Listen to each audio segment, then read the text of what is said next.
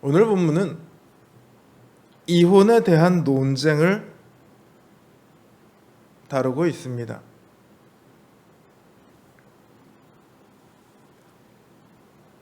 그러나 실상 이 논쟁을 통해 우리에게 말씀하시는 것은 이혼을 할 거냐 말 거냐의 문제가 아니라 우리의 삶 속에서 우리의 현실과 하나님의 뜻 사이에서 우리가 어떤 결정을 해야 할 것인가,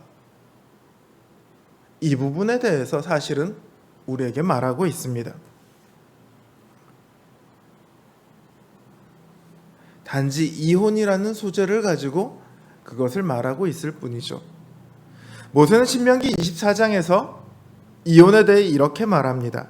사람이 아내를 취하여 데려온 후에 수치되는 일이 그에게 있음을 발견하고 그를 기뻐하지 아니하거든 이혼 증서를 써서 그 손에 주고 그를 자기 집에서 내어 보낼 것이요.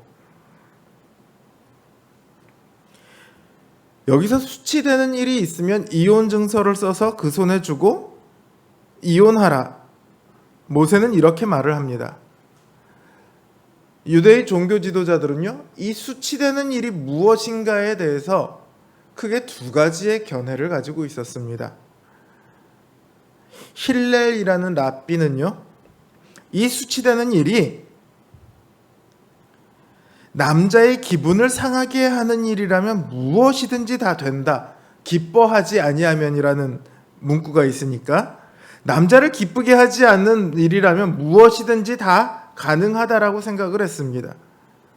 그러니까 심지어 어느 정도까지도 가능했냐면 내 아내보다 저 여자가 더 마음에 들어. 그러면 이 아내랑 이혼할 수 있다. 이렇게까지 이야기를 했어요.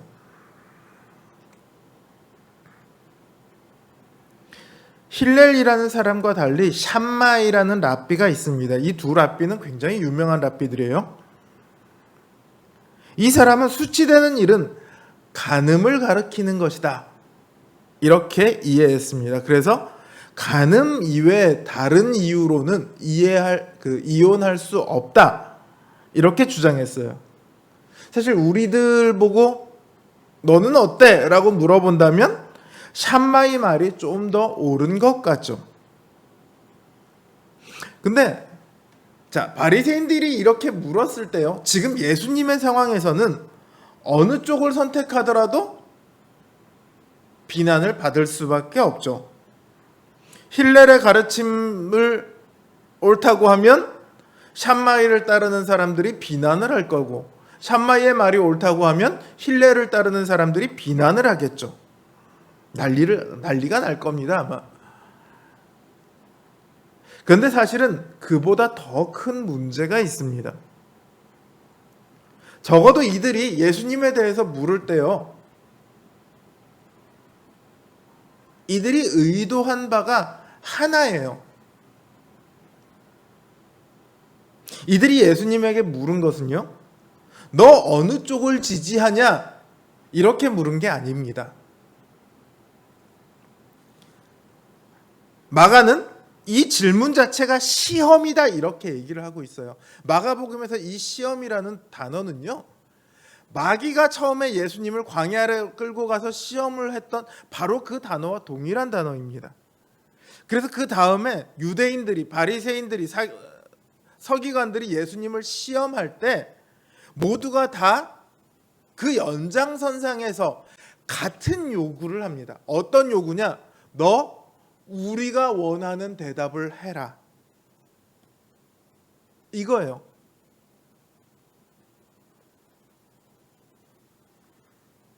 하나님의 뜻이 아니라 자기들을 만족시키라는 거예요. 그러면 내가 너 메시아로 인정해 줄게.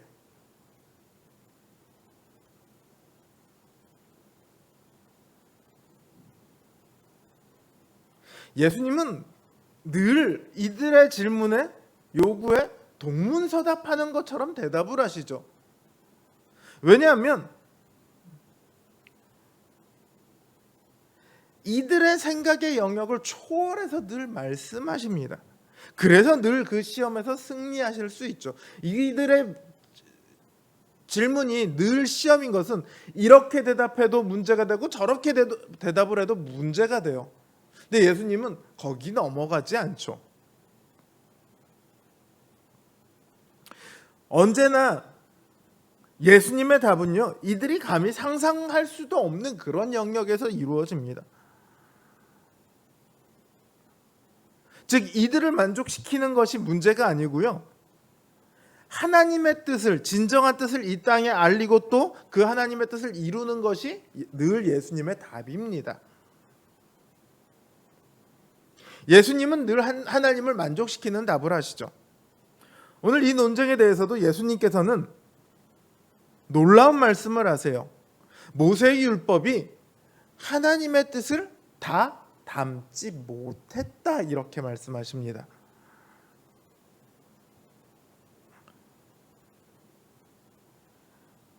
하나님께서는 그 하나님의 온전한 뜻을 이루지 못할 인간의 완악함을 아세요. 그래서 수치되는 일, 즉 간음했을 때는 이혼 증서를 써서 주고는 내보내도록 했습니다.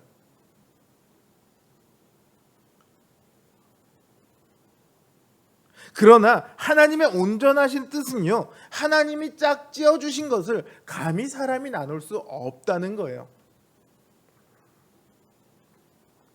그것이 어떤 일이건 간에, 심지어 폭력이나 혹은 재정적 무능력이나 간음이라 할지라도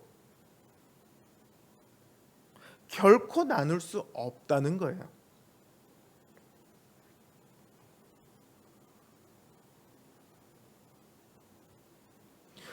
사실 오늘날 많은 사람들은 여러 가지 이유로 이혼을 합니다. 기독교인들도요, 안타깝게도 여러 가지 이유로 이혼을 합니다.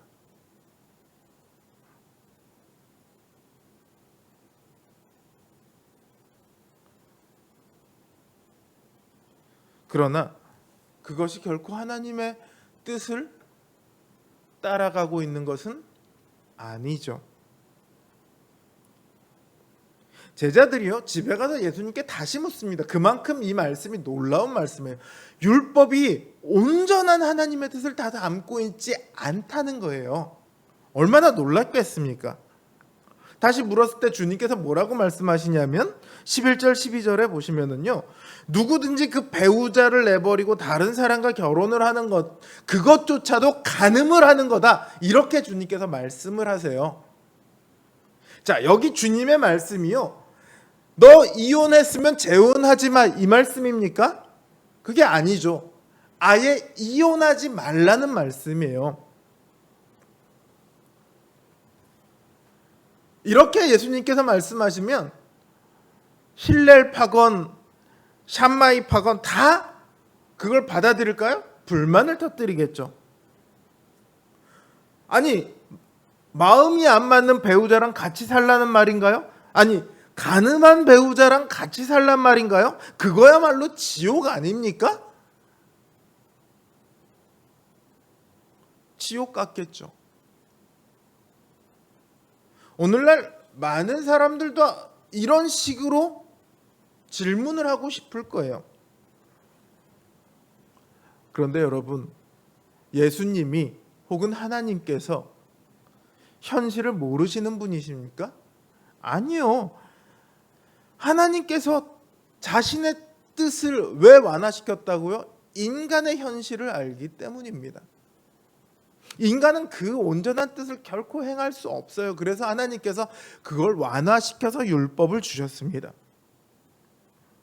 그리고 예수님께서 그마저도 지키지 못한다는 것을, 인간들이 지키지 못한다는 것을 알고 계셨기 때문에 이 땅에 오셨습니다.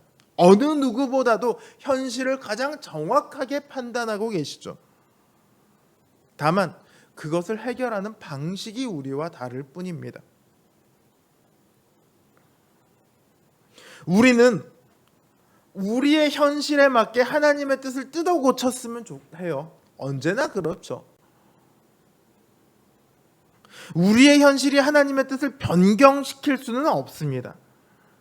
우리는 우리의 현실을 들어서 하나님의 뜻과 타협하려고 합니다. 그러나 그것은 불가능합니다.